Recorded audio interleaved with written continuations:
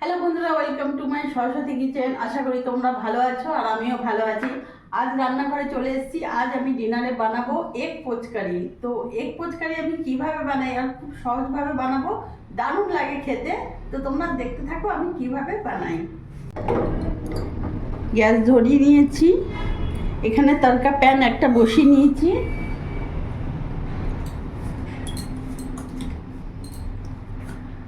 সামান্য অল্প তেল দেবো, 2-3 ফোঁটা, ব্যাস। তেলটা ভালো করে গুলিয়ে নেব।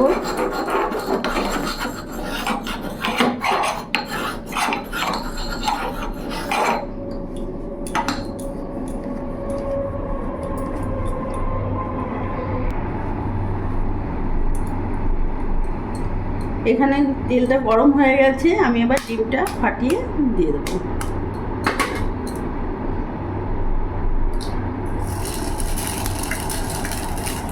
এভাবে ফাটাবো, গ্যাসের ফ্লেমটা মিডিয়াম রাখবো।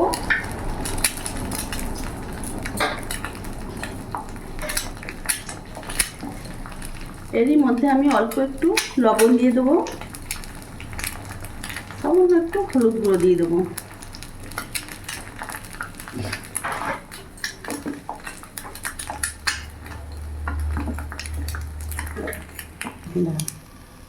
সামান্য একটু লঙ্কা গুঁড়ো দিয়ে দিলাম।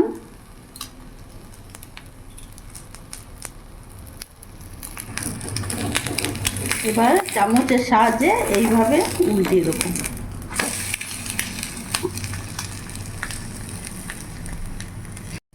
এইভাবে আমি ডিমের পোচগুলো করে নেব, নামিয়ে ফেলবো।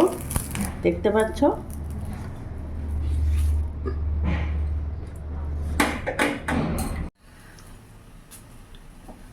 লাল লাল করে ভাজা হয়ে গেছে পোচটা।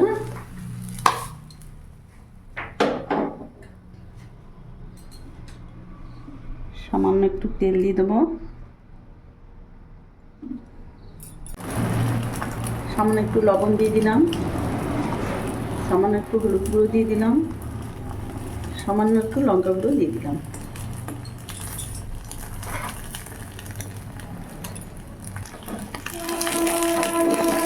জলটা উল্টে দেবো।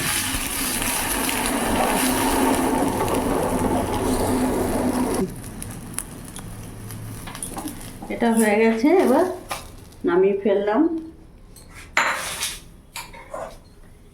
এখানে একটা কড়াই বসিয়ে নিলাম, কড়াইটা গরম হোক। কড়াই গরম হয়ে গেছে, আমি এখানে রিফাইন অয়েল দিয়ে দেবো।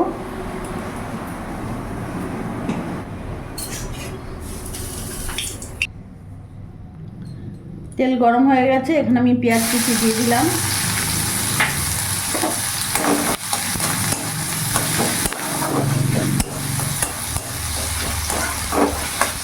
কিছুক্ষণ ভাজা ভাজা করে নেবো, যাতে পেঁয়াজের কাঁচা গন্ধটা ভাবটা চলে যায়।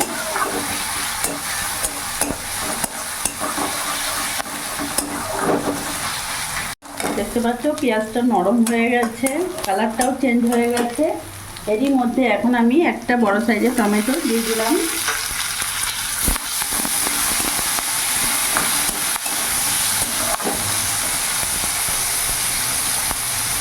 হাফ চামচ লবণ দিয়ে দেবো, যাতে পেঁয়াজটা টমেটো ভালোভাবে নরম হয়ে যায়।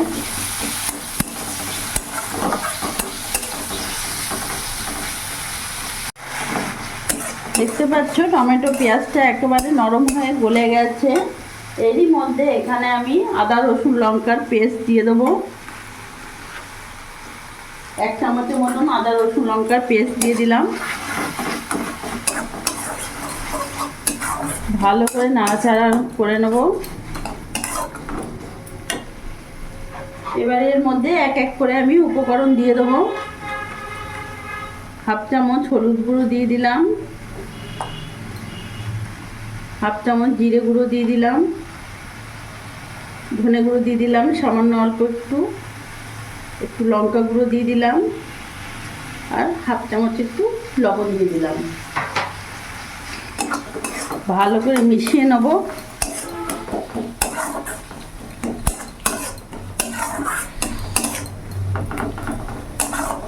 এরই মধ্যে সামান্য একটু কাশ্মীরি লঙ্কা গুঁড়ো অ্যাড করব কালারের জন্য, ওটা ঝাল হবে না।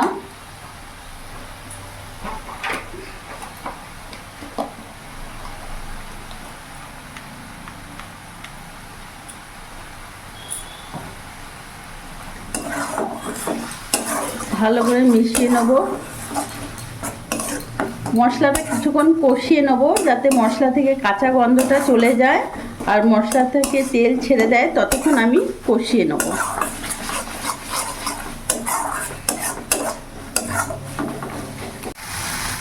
দেখতে পাচ্ছ মশলা থেকে পুরো তেল ছেড়ে দিয়েছে আর ভালোভাবে মশলাটা কষিয়ে নিয়েছি আমি। এবার এখানে আমি সামান্য অল্প জল অ্যাড করব।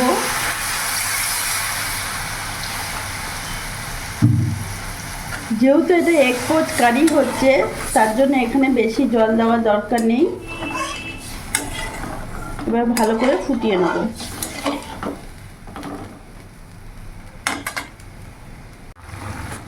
ভালো করে ফুটে গেছে, এবার আমি এক এক পোচগুলো ছেড়ে দেবো।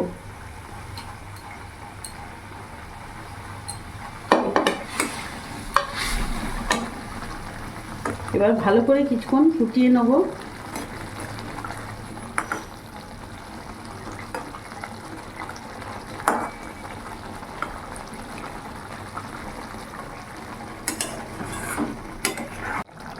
কিছুক্ষণ ভালো করে ফুটিয়ে নিয়েছি, এখানে আমি গরম মশলার গুঁড়ো একটু ছড়িয়ে দিলাম।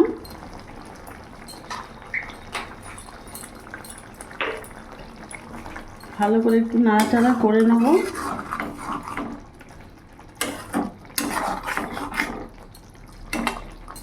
এরই মধ্যে ওপর থেকে আমি ধনেপাতা কুচি দিয়ে দেবো। যারা ধনেপাতা পছন্দ করো না তাদের না দিলেও হবে, এটা অপশনাল।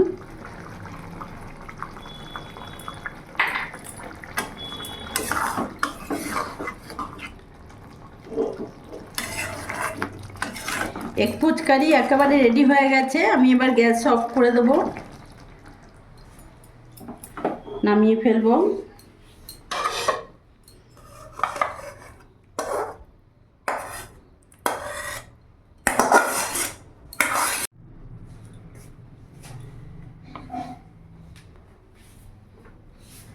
তো বন্ধুরা তোমরা দেখলে আমি কিভাবে বাড়িতে বানালাম খুব সহজভাবে।